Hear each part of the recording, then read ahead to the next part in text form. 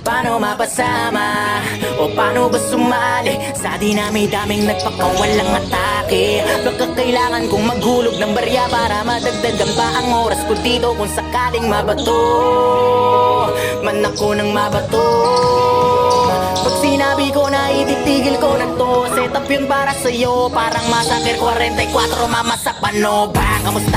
Balita ko, kamusta? Yung bawat tira ng pahaging saan na napunta, inaabangan ko pa naman parang ambagan sa inuman. Ako yung madalas sa pulutan sa kwentuhan, hindi ba naubos yan? Pero kahit na ganoon, sinasanay ko aking sarili. Ganyan talaga pag mabait ka, lahat ay nawiwili. Kaya dapat pinipili, pag-isipan na mabuti. Walang masama na kumilatis kaysa sa huli kang magsisi.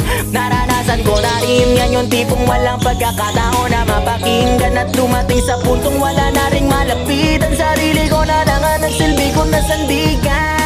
Kaya walang may karapatan para sabihin sa'kin na itigil ko na yan. Sa sasabihin nyo wala akong pakialam, dahil nasimulan ko to nung panahong wala kayo, alam nyo yan. Di ko na kailangan pa na paliwanagan, wala na akong magagawa.